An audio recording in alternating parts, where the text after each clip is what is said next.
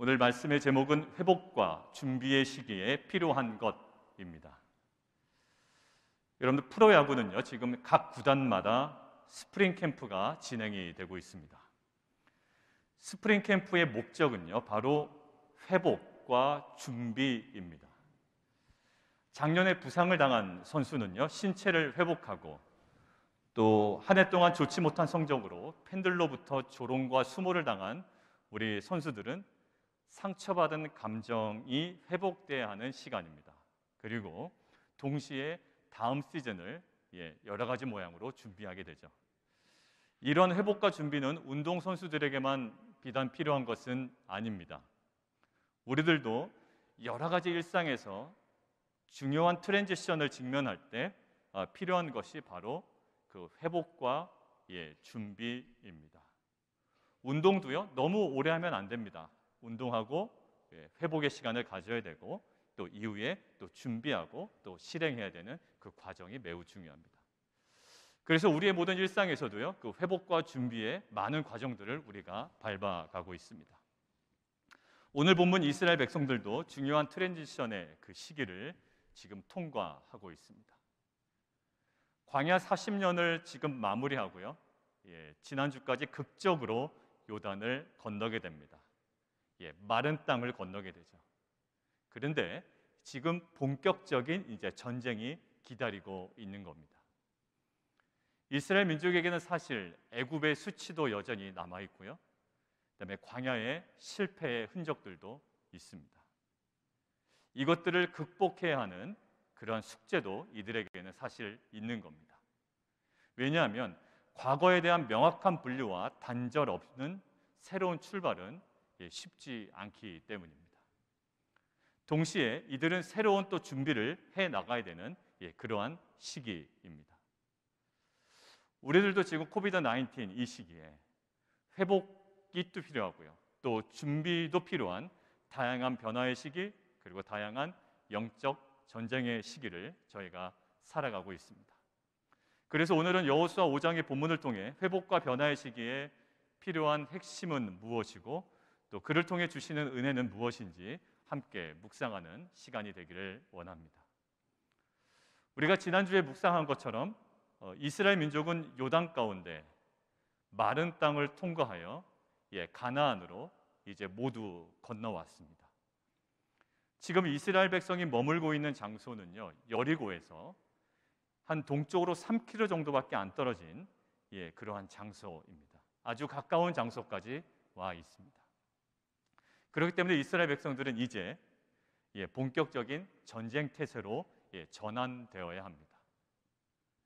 그런데 하나님께서 오늘 본문 2절에서 그와는 다른 주문을 하고 계십니다. 2절을 성경을 통해서 함께 읽도록 하겠습니다. 그때 여호와께서 여호수아에게 이르시되 너는 부싯돌로 칼을 만들어 이스라엘 자손들에게 다시 할례를 행하라 하시매. 전쟁을 앞두고 하나님께서는 할례를 행하라고 이야기를 하십니다. 3, 4일 동안은 할례 받으면 꼼짝 못합니다. 결국 할례는요, 전쟁의 준비 요소가 아니라 오히려 방해 요소처럼 보입니다. 전쟁 직전이라면, 그리고 전쟁 직전이기 때문에 할례는 오히려 지금 이때는 피해야 하는 것이 오히려 상식에 맞습니다. 더군다나 지금 이곳은 여리고에서 불과 3km밖에 떨어져 있지 않은 길갈이라는 지역입니다. 자, 그런데 하나님께서는 여리고를 지금 코앞에 둔 이스라엘 민족에게 전쟁 준비보다 할례를 행하라고 명령하십니다. 그 이유가 도대체 무엇인지 오늘 본문 4절과 5절에 명확하게 기록이 되어 있습니다. 오늘 4절과 5절 성경을 통해서 함께 보시죠. 여호수아가 할례를 시행한 까닭은 이것이니 애굽에서 나온 모든 백성 중 남자 곧 모든 군사는 애굽에서 나온 후 광야길에서 죽었는데 그 나온 백성은 다 할례를 받았으나 다만 애굽에서 나온 후 광야길에서 난 자는 할례를 받지 못하였음이라. 애굽에서 나온 출애굽 1세대들은요 모두 할례를 받았습니다. 어디서요? 애굽에서요. 그런데 그들은 불순 광야에서 모두 죽었습니다. 그런데 지금 광야에서 태어나서 지금 가나안 땅에 들어온 이 2세대들은요, 할례를 받지 못했기 때문에 라는 지금 대답이 오늘 성경에 나와 있습니다. 여러분들, 할례는 이스라엘 백성에게만 주어진 어떤 예식이 아닙니다. 그 당시에 고대 근동의 많은 민족들이 할례와 비슷한 것들을 그들도 행했습니다. 어떤 민족은요, 남자 아이의 성인식 예식으로 할례가 진행이 되기도 했고요. 또 어떤 족속은 결혼을 앞둔 신랑에게 종교적인 의미로 할례가 시행이 되었습니다. 없었던 할례가 갑자기 생긴 건 아닙니다. 그들에게도 할례는 있었습니다. 그러나 이스라엘 민족에게 할례는요, 그런 의미 이상의 특별함이 있었던 거예요. 누구에게나 있는 할례라는 형식이었지만 하나님께서는 그 할례에 아주 특별한 의미를 부여하셨습니다. 창세기 17장 9절에서 10절 이렇게 기록이 되어 있습니다. 우리 자막을 통해서 함께 보시죠. 하나님이 또 아브라함에게 이르시되 그런즉 너는 내 언약을 지키고 내 후손도 대대로 지키라. 너희 중 남자는 다 할례를 받으라. 이것이 나와 너희와 너희 후손 사이에 지킬 내 언약이니라. 결국 이스라엘에게 있어서의 할례는 어떤 의미가 있을까요? 하나님이 아브라함과 그의 자손들과 맺은 언약의 징표였습니다. 그런데 광야 40년간 지난 출애굽 2세대들은 제대로 된 할례를 받지 못한 겁니다. 결국 언약 백성으로서의 정체성이 흐려질 가능성이 굉장히 농후하죠. 결국 가나안에 들어오자마자 할례를 행하라고 하신 것은 어떤 이유일까요? 그들은 아브라함의 후손이며 하나님의 언약 백성이라는 영적 정체성을 확인하기 위하였습니다. 그렇다고 해서 이때 육신의 할례만을 강조하신 것은 실은 아니었어요. 여러분들 기억나시나요? 이미 모세 때로부터 육신의 할례만 중요한 것이 아니라 마음의 할례가 중요하다라는 것들을 신명기를 통해서 강조하셨습니다. 신명기 10장 16절이에요. 자막을 통해서 함께 보시죠. 신명기는 여호수아 이전이죠. 10장 16절 제가 읽습니다. 그러므로 너희는 마음의 할례를 행하고 다시는 목을 곧게 하지 말라. 분명히 할례를 주셨던 하나님께서요, 이스라엘 백성에게 어디다? 마음의 할례를 받으라고 이미 말씀하셨습니다. 그러니까 할례 받았다고 너무 나이브하게 다니는 거 하나님 그렇게 좋게 여기지 않으셨던 거예요. 할례의 의미, 언약 백성으로서의 정체성, 또 그렇게 살아가는 것, 이것을 하나님께서는 원하셨던 거죠.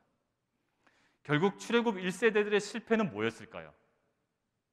할례를 받았음에도 더 본질적이고 더 궁극적이고 가장 중요한 마음의 할례를 행하지 못함의 실패였던 거예요.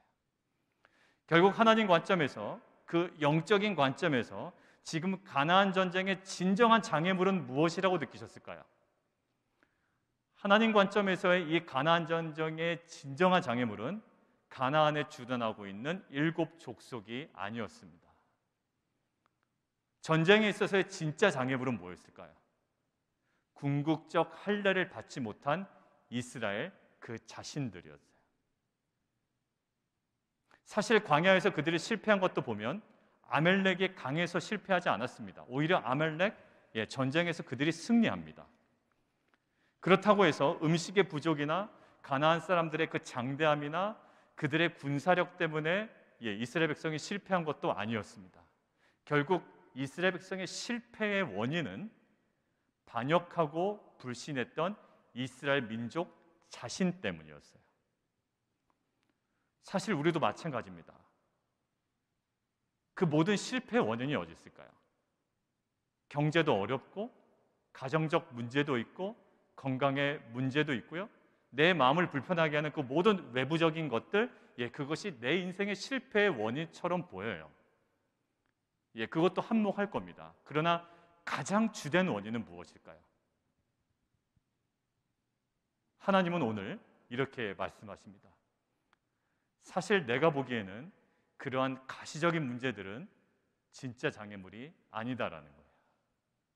경제가 좋지 않은 것, 나에게 있는 모든 질병의 원인들, 또 나에게 있는 상황적인 어려움, 그것이 눈으로 보이는 가시적인 것이 진정한 원인이 아니라 진짜 장애물은 할례 받지 못한 내 마음이다라는 거예요.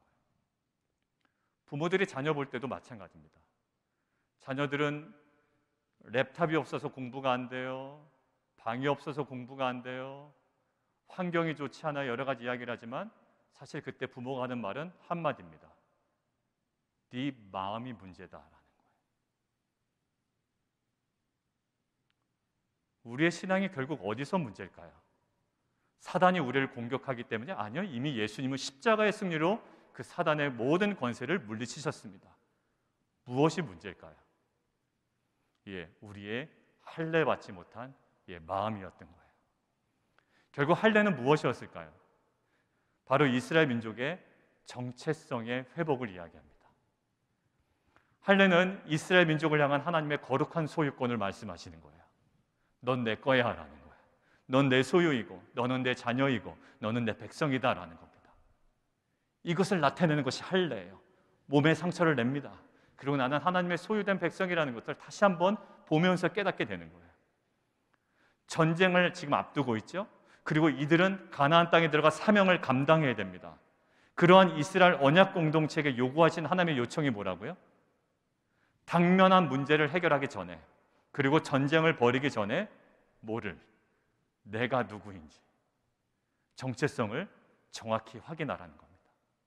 그 어떠한 훈련하기 전에 너가 과연 누구인지 그것들을 다시 한번 확인하라는 겁니다. 여러분들 군인으로 어느 나라로 파병될 때, 그리고 국가대표로 올림픽에 출전할 때 대통령이나 그의 각부 장관들이 그들에게 당부하는 한마디가 있습니다. 금메달 따고 오라는 거 아니죠? 대부분 보통 영화나 뉴스에서 보면 뭐라고 얘기합니까? 당신들 자랑스러운 미국 시민인 것을 잊지 마십시오. 어느 곳에 가든지 간에 당신 뒤에는 우리 미국이라는 국가가 있음을 여러분들 놓치지 마십시오. 여러분들 당신이 어느 곳에 위험에 처해 있든지 우리 대한민국 국민이라는 것 여러분들 놓치지 마십시오. 여러분들 어느 곳에서 누구를 만나든지 간에 당신이 대한민국을 대표하고 있다는 것 여러분들 꼭 잊지 마십시오. 결국 뭐에 대한 당부인가요? 금메달 따라, 전쟁에서 승리해라, 그것들은 부차적인 내용입니다. 당신들이 누구인지 정확하게 알기를 원한다는 거예요. 그렇다면 아마 이렇게 생각할 겁니다. 물리적인 지금 전쟁을 앞두고 있는데 돈도 벌어야 되고 전쟁도 벌어야 되고 할 일이 너무나도 많은데 정체성 타령이나 하는 것이 실제적인 유익이 될 수 있을까? 뭐 말은 그렇게 좀 멋있어 보이긴 하는데 지금 전쟁 앞두고 있고 여러 가지 일상들이 있는데 정체성 타령이나 하는 것이 정말로 실제적인 유익이 될 수 있을까? 그런 의구심이 사실은 듭니다. 여러분들 다윗과 골리앗 이야기를 한번 가만히 생각해 보십시오.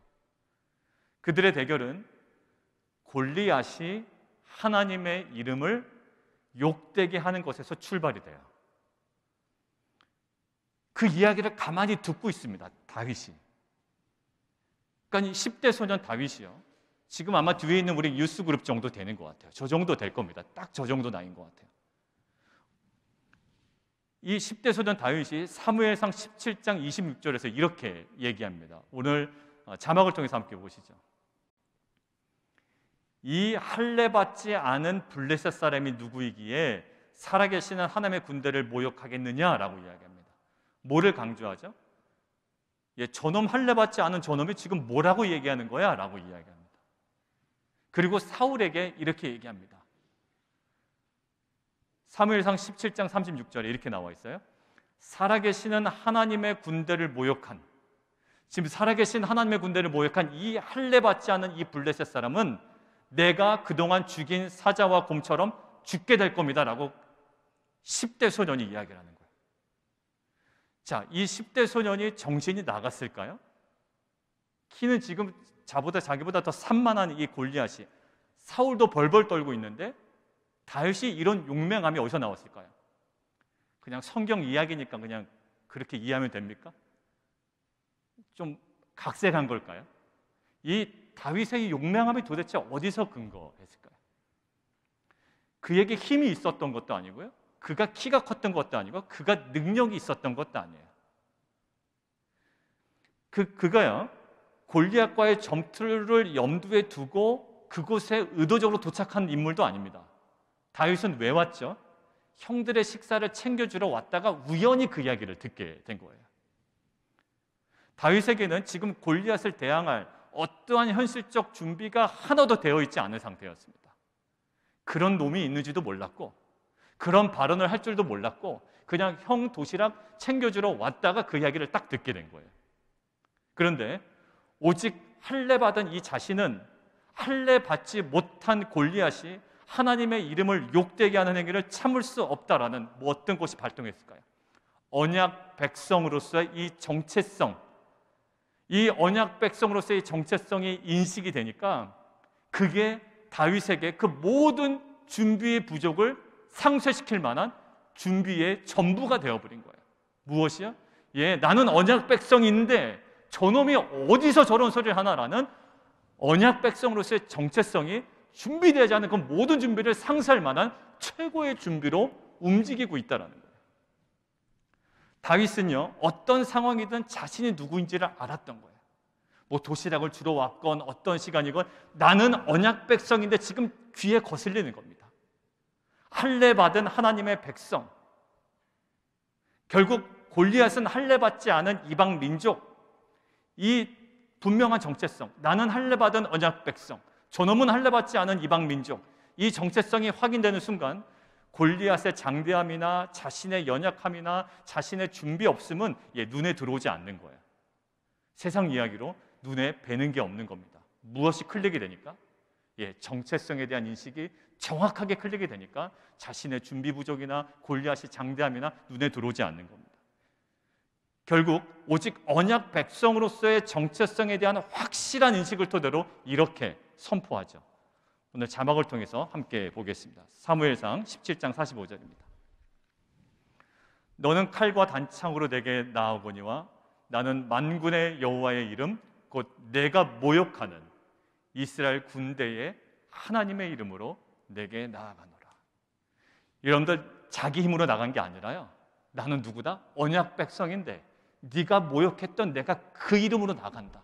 너 칼 들고 오고 창 들고 오고 뭐 매뉴얼 들고 오고 어떤 그 릴레이션십 가지고 오고 네가 가지고 있는 백그라운드 가지고 오지만 나는 네가 모욕하는 이스라엘 군대의 하나님의 이름으로 내게 나아가노라. 이렇게 왜 담대하게 얘기했을까요?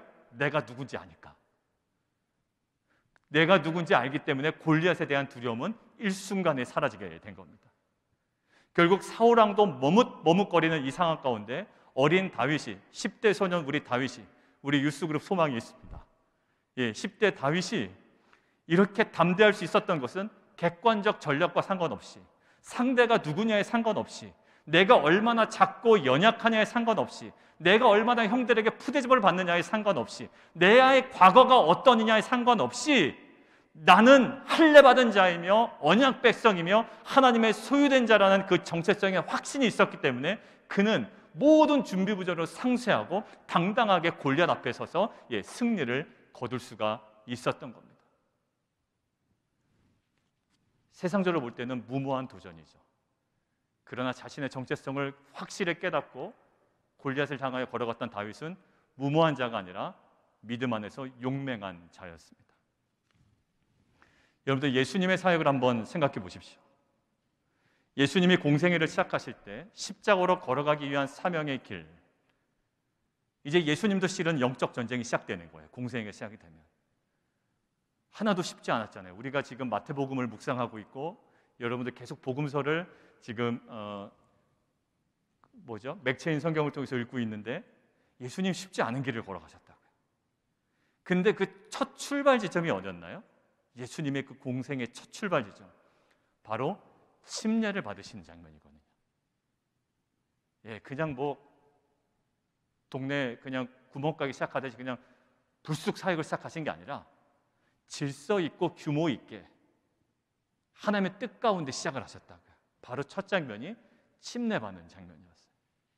그렇다고 해서 그 예수님이 침례를 통하여 놀라운 영적 파워, 물리적인 파워, 힘 막 이런 것들이 임한 게 아닙니다. 그 순간에 임한 거 뭐였죠? 여러분들 잘 생각해 보십시오. 예수님의 공생이 시작할 때 그 침례 장면에 임한 것은 이거였어요. 이는 내 사랑하는 아들이요 내 기뻐하는 자라 라는 선언입니다. 무슨 이야기예요? 영적 전쟁과 사명의 길에서 가장 중요한 것은 바로 내가 누구인가라는 그 정체성 회복이라는 거예요. 여러분들 공부 지지리도 안 하는 표현이 그렇습니다. 공부를 너무나도 안 하는 자가 언제 이게 클릭이 되면 나는 우리 가정에서 무엇을 해야 되고 이 시대적 사명이 무엇인지를 알면, 즉 자신의 이 시대 속에, 이 사회 속에, 이 국가와 민족 속에, 가정 속에 자신의 사명이 클릭이 되면 내가 하고 있는 비즈니스와 내가 하고 있는 직장과 내가 있는 학업 가운데 분명히 다른 태도가 나타납니다. 결국 뭘까요? 정체성을 정확하게 확인하신 예수님은요, 나중에 바로 이어지는 사단의 시험에서 그것들을 능히 감당해내십니다. 배고픈 상황에서 뭘 만들어 보래요? 떡을 만들어 보라는 겁니다. 천하 만국의 모든 것을 너 소유할 수 있다. 어떻게 하면? 엎드려 나한테 경배하면. 얼마나 달콤하고 매력적인 유혹이에요. 메시아로서 그 정도는 가져야 되고 그 정도 능력은 할 수 있어야 되는 거 아니에요? 그리고 하실 수 있는 분이잖아요. 그런데 그러한 영적 전쟁을 승리할 수 있었던, 유혹에 흔들리지 않을 수 있었던 핵심은 무엇이었을까요? 십자가로 감당해야 되는 정체성에 대한 명확한 확신이 있었기 때문에. 물론 있으면 좋겠죠. 돌을 떡으로 만들어서 먹으면 배고픔은 사라지게 할 수 있죠. 근데 그 선을 넘지 않아야 되는 분명한 본인의 정체성을 확인하고 계셨기 때문에 결국 정체성에 대한 확신으로 그 유혹을 감당하실 수 있었습니다. 결국 오늘 본문에서도요, 가나안 정복 전쟁을 위한 실제적인 준비는 군사적 전략이나 물자 비축이 아니었던 거예요. 그랬으면 5장에 하나님께서 그것들을 마구마구 쏟아 부어줬을 겁니다. 여기서 이거 준비하고 여기다 많이 쌓아놓고 이쪽에는 이 또한 전술이 필요하고, 물론 그럴 때도 있으셨습니다. 나중에 여호수아를 보면. 근데 첫 출발은 그건 아니었던 거예요. 나중 가면 전략을 또 이스라엘 민족에게 알려주십니다. 아주 자세하게. 근데 처음은 아니었던 거예요. 언약 백성으로서의 정체성을 확인하는 것을 맨 우선순위에 둡니다. 우리들도 마찬가지입니다. 요단강을 기적처럼 건넌 후에 이제는 본격적으로 약속의 땅에서의 다양한 전쟁을 감당해야 됩니다. 이제 각자 요단강을 또 건넜어요. 그러나 그것이 끝난 게 아니라 또 정복 전쟁이 기다리고 있습니다. 이때 우리는 자연스럽게 또 외부적인 상황에 눈을 돌리기 쉽습니다. 자연스럽죠. 그게 자연스러운 거예요. 그런데 코비드-19이나 어려운 경제 상황이나 우리 자신의 부족함들을 계속 주목하게 됩니다. 그러나 하나님께서는 전쟁의 핵심을 외부적 상황이나 우리 자신의 능력에 두고 계시지 않음을 우리는 꼭 기억해야 됩니다. 왜? 전쟁은 하나님의 것이기 때문에. 전쟁의 핵심을 외부적 상황이나 우리 내부적인 어떤 능력에 두지 아니하시고 결국 하나님께서는 할례 받지 못한 우리 마음을 지금 주목하고 계신 거예요. 결국 우리가 마음의 할례를 받음을 통해 우리가 어떠한 존재인지, 그 할례를 받음을 통해 나는 하나님의 소유된 존재이고 하나님의 그 거룩한 존재이고 또 어떠한 정체성을 가진 자인지 다시금 확인하기를 원하시는 거예요. 내가 누구인지. 그것이 어떠한 실제적인 전쟁 준비보다 가장 우선되어야 된다고 우리에게 말씀하십니다. 여러분들 실제적인 준비를 포기하지 마십시오. 여러분들 내려놓음이라는 것의 핵심은 뭘까요? 내려놓음은 어떤 분야를 내려놓는 게 내려놓음이 아니에요. 보통 사역할 때 이렇게 하시죠. 나 이번에 찬양 사역 내려놓을 거야. 책의 제목을 갖다 쓰는 거예요. 내려놓음은 어떤 사역을 내려놓는 게 아니라 그 사역의 주도권을 내려놓는 거예요. 어떤 구체적인 사역을 내가 내려놓는 것이 아니라 그 사역의 주도권을 내가 내려놓는 겁니다. 결국 내려놓음의 핵심은 뭘까요? 자기 부인이에요. 결국 뭐예요? 어떤 실제적인 전쟁 준비보다 내가 누구인지 결국 하나님께서는 분명하게 깨닫기를 원하십니다. 자, 그런데 그러한 그 준비 시점, 이렇게 할례를 통하여 준비하는 시점과 하나님이 참으로 일정을 너무나도 기가 막히게 맞추셨는데 유월절을 시기를 딱 맞추셔서 강을 건너오게 하셨습니다. 자, 유월절은 어떤 날이죠? 어린 양의 피로 말미암아 이스라엘 민족이 애굽으로부터 해방된 날이에요. 언제요? 40년 전에. 바로가 놓아주지 않으려니까 10가지 재앙이 있었고 마지막에 장자의 재앙, 유월절 어린 양, 그 피로 말미암아 이스라엘 백성은 해방된 날입니다. 딱 40년 전이에요. 그런데 3장에 우리가 보면 그냥 지나쳐 왔지만 여호수아 3장부터 의미심장한 날짜가 하나 딱 제시된 적이 있습니다. 3장 19절 눈으로 한번 보실까요? 3장 19절.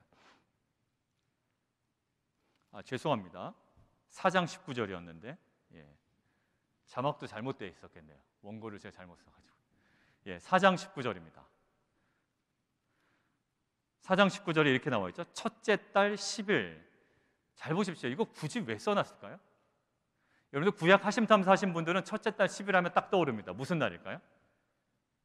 하나님께서 날짜를 바꾸시고 자, 이때가 이제 1월 1일이야 이렇게 날짜를 바꾸십니다. 새롭게 시작한다는 거예요. 그 다음에 순서를 하나씩 알려주시죠. 뭐라고요? 1월 10일 날에 뭐 하라고요? 양을 구별해서 골라놔. 그리고 1월 14일 날 뭐 하는 거라고요? 1월 14일 날 그 양을 잡아.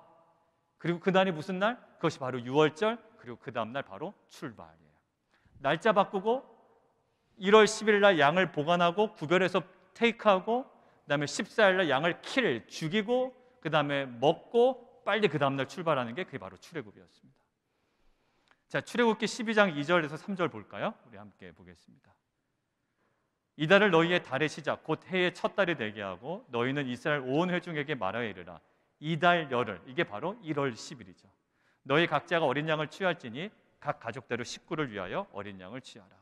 자, 10일째 구별하여 보관하고 그리고 14일에 잡아야 하는 거고 14일 저녁이 유월절이고 15일 날 광야로 나오게 된 거예요. 자, 이제 광야에서 가나안으로 들어온 시점에 지금은 4장 19절은 뭘까요? 광야에 있다가 가나안으로 들어온 시점이 언제라고요? 그게 바로 1월 10일입니다. 그러면 뭐가 얼마 안 남은 거예요? 6월절이 얼마 안 남은 겁니다. 며칠 남았습니까? 이제 4일 남은 거예요. 자, 애굽에서 광야로 나온 것이 바로에 있는 애굽에서 광야로 나온 것이 이스라엘 민족의 능력에 근거한 것이 아니라 언약 백성으로서 6월절 어린 양의 보혈로 가능했던 것처럼 지금 타이밍을 어떻게 잡고 계시죠? 이제 광야에서 약속의 땅으로 들어가 이제 전쟁을 감당해야 되는데 그거는 가나안의 군사력이나 이스라엘 백성의 능력이 좌우되는 것이 아니라 6월절 어린 양의 보혈의 은혜로 가능한 것임을 지금 하나님께서는 명확하게 절기를 통하여 이스라엘 백성에게 알려주기를 원하시는 거예요. 40년 전에 6월절에 어린 양으로 출애굽했어요. 이제 40년이 지난 지금은 전쟁을 벌여야 되는데 우리의 능력이나 그들의 능력이 좌우되는 것이 아니라 이제는 뭐예요? 40년 전과 동일하게 6월절 어린 양의 능력으로 이것들을 감당한다는 거예요. 결국 그래서 뭐가 끊어지나요? 만나는 끊어집니다. 만나 끊어지는 것에서 안타까워하면 안 되죠. 광야의 만나 시대는 종결되고 이제 새로운 은혜의 시대가 시작되었음을 이스라엘 백성들이 아주 명확하게 깨닫기를 원했던 거예요. 자꾸 또 가나안에 들어갔는데 만나 얘기하면 안 된다고요. 광야 때는 또 만나 싫다고 하다가 가나안에 들어가서는 그래도 만나가 좋았네 이렇게 얘기하면 안 돼요. 만나의 시대는 끝났습니다. 이제는 농사를 져서 하나님의 은혜를 구해야 되는 새로운 시대가 열린 거예요. 결국 하나님께서는 전쟁을 앞둔 이스라엘 백성들에게 지금 전쟁 얘기 하나도 안 하시죠. 무슨 얘기 하시나요? 할례와 유월절을 통해서 언약 백성으로서의 정체성과 어린 양 보혈의 은혜를 통해 가나안 정복 전쟁 준비를 지금 하고 계신 거예요. 결국 그것이 전쟁을 위한 가장 핵심적인 준비라는 메시지를 지금 이스라엘 백성에게 던져주십니다. 우리의 삶의 현장에서 영적 전쟁이 시작될 때 여러 상황이 트랜지션되고 영적 전쟁이 시작될 때 마찬가지입니다. 우리의 수준과 세상의 수준이 어느 정도인지가 중요하지 않습니다. 중요하지 않다라는 것은 무시하라는 것이 아니라 그것이 우선순위는 아니라는 거예요. 우리가 누구인지에 대한 분명한 정체성 인식과 오직 어린 양 예수 그리스도의 보혈이 우리에게 진정한 능력임을 저는 믿습니다. 자, 오늘 본문에서 마지막으로 한번 생각해 볼까요? 이스라엘 남성들에게 실행된 할례를 한번 생각해 보시죠. 그 카일이라는 교수님은 대략적인 어떤 계산을 해보셨는데 70-80%의 이스라엘 남성들이 이때 할례를 다 받았을 것이라고 생각합니다. 왜? 광야에서는 받지 못했고요. 그 중에 일부는 애굽에서 받고 나온 그 당시 20세 미만이었던 사람들은 애굽에서 받았던 자가 있었기 때문에 아마 이스라엘 백성 남성의 한 70-80%가 이때 다 받았을 것이다 라고 예측을 합니다.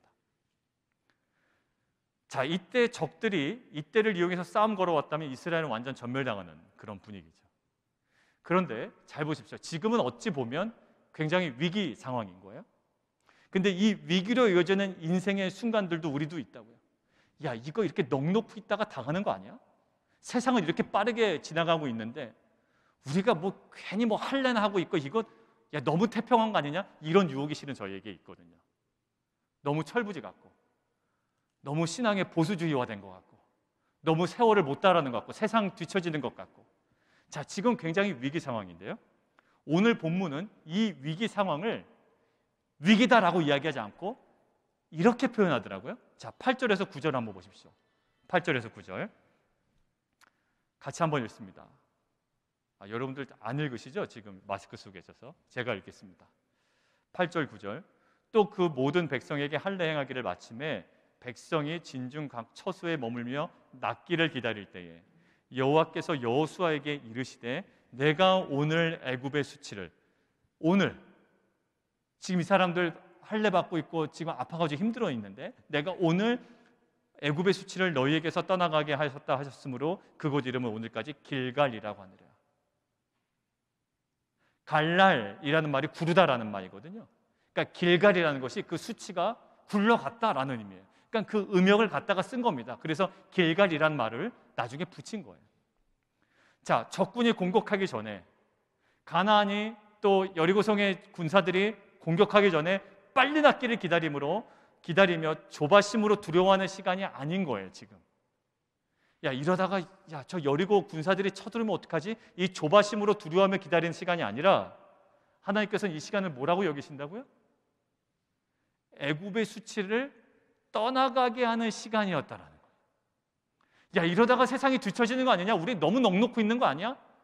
하고 불안하는 시간이 아니라 오히려 그때 하나님께 집중하고 멈추어 서서 아무것도 하지 못하고 내가 누구인지를 묵상하며 그 말씀 앞에 거하는 시간이 세상에 뒤처지며 두려워하는 시간이 아니라 무슨 시간이라고요?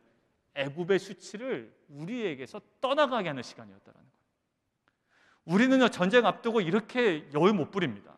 전쟁을 앞두고 뭔가 더 많이 준비해야 될 것이 있다고 생각하고 우리의 뇌피셜을 굴려서 많은 분주함으로 막 움직이게 돼요.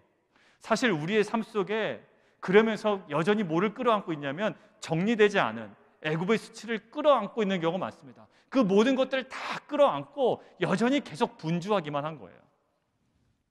세상에서 인정받고 세상에서 성공해야 된다는 그냥 강박에서 언약 백성으로서의 거룩함과 품위는 모두 놓칩니다. 왜? 야 그게 무슨 밥 먹여주냐? 이 얘기가 툭툭 튀어나오는 거예요. 야 그렇게 거룩하게 산다고 무슨 밥 먹여줘? 적당히 좀 하지. 그래서 세속의 기준으로 살아가는 겁니다. 그러나 할례 받아서 움직일 수 없는 이 시간이잖아요. 할례 받아서 움직일 수 없는 이 시간을 이스라엘 백성들에게 허락하셨다고요.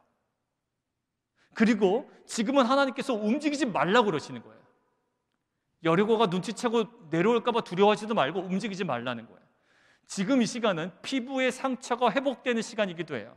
할례를 받아서 그것이 회복되는 시간, 오늘 표현에 의하면 낫기를 기다리는 시간이기도 하지만 결국 어떤 시간이다?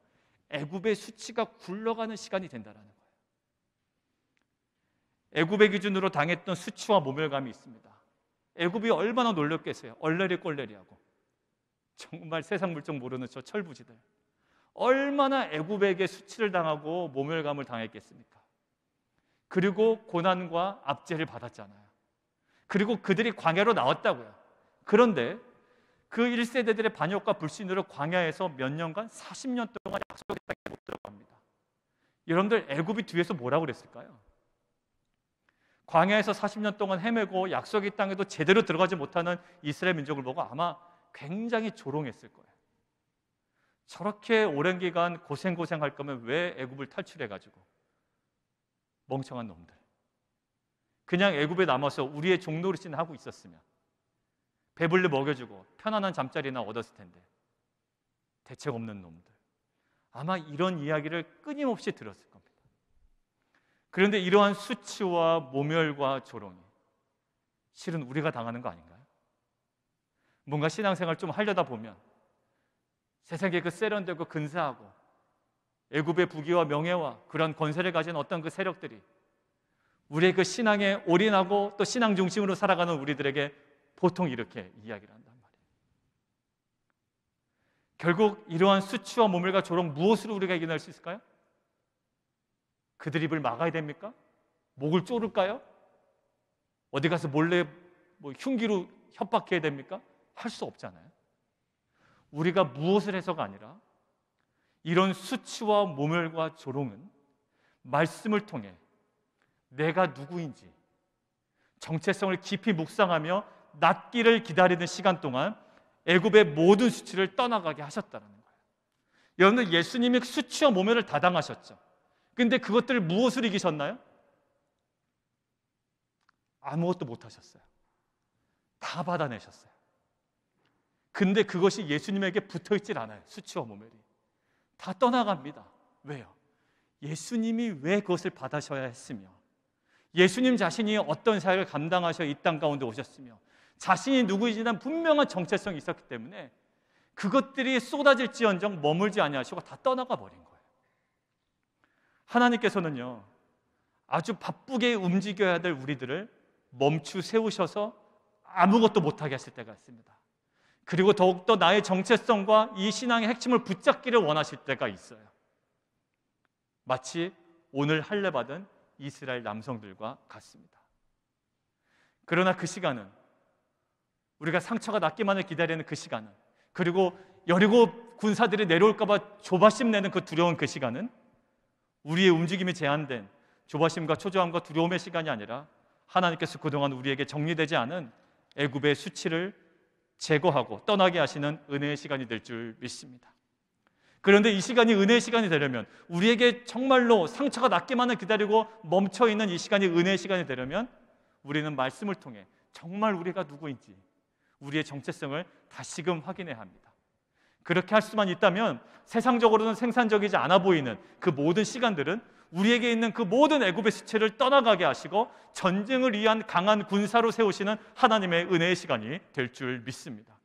그러고 보니 이스라엘 백성에게도요, 시내산에 도착하자마자 주셨던 말씀이 있어요. 자막 한번 보겠습니다. 너희는 모든 민족 중에서 내 소유가 되겠고 너희가 내게 대하여 제사장 나라가 되며 거룩한 백성이 되리라. 바로 뭘까요? 이스라엘 민족의 정체성에 대한 분명한 선언이었던 거예요. 그리고 이스라엘 백성에게는 사실 이거 외에 다른 것들은 필요하지 않았습니다. 이 정체성만 살아있다면 괜찮았던 거예요. 그리고 신약시대에 와서는요, 고난당하는 성도들에게 베드로전서에서 동일한 메시지를 던져주시죠. 구약 백성에게 던져주셨던 그 메시지를 신약 고난당하는 성도들에게 동일하게 전해주십니다. 베드로전서 2장 9절에서 10절입니다. 너희는 택하신 족속이요 왕같은 제사장들이요 거룩한 나라요 그의 소유가 된 백성이다. 지금 베드로전서의 성도들의 상황은 어떻다고요? 우리가 큐티 묵상할 때 나눴죠. 베드로전서의 상황은 외부적인 핍박으로 고난받고 있는 상태예요. 그들을 위로하는 방식이 뭐였습니까? 너희들이 누구인지를 알라라는 분명한 그들의 정체성을 다시금 확인하는 거였어요. 야, 괜찮아, 나아질 거야. 아니야, 그놈들 넘어질 거야. 그놈들 꼬꾸라질 거야. 이런 것들이 아니라 그 모든 고난들은 끊이지 않을 것인데, 그것들은 당연한 것이고 오히려 천국에 들어가려면 그 모든 고난은 감당해야 되는 것인데, 무엇을 그들에게 주셨나요? 확실한 정체성이었어요. 고난 속 성도들에게 다른 능력을 부어주신 것이 아니었습니다. 분명한 사명과 정체성을 주셨고 그것이 고난을 감당하는 그들에게 능력이 되었습니다. 정리하겠습니다. 사랑하는 성도 여러분, 우리에게는 끊임없는 어려움과 전쟁의 상황이 놓여 있습니다. 예, 요단강 건넜더니 또 정복 전쟁이 있고요. 정복 전쟁이 하나로만 끝나는 것이 아니라 또 여리고 전투 이후에 아이성 전투가 있고 계속 중부와 남부와 북부로 계속 전쟁이 일어날 겁니다. 세상은 그에 합당한 능력을 우리에게 요구합니다. 증명해 보이라고 이야기하는 거예요. 그러나 주님께서는 그보다도 먼저 우리에게 멈춰서서 우리가 누구인지, 우리가 누릴 은혜가 무엇인지 잠잠하게 주목하기를 원하십니다. 결국 그 멈춰진 그 시간들을 통해서 세상으로부터 받은 모든 수치, 애굽의 조롱, 우리의 삶에서 떠나가게 하시며 약속의 땅에서의 전쟁 준비를 온전히 감당하게 하실 줄 믿습니다.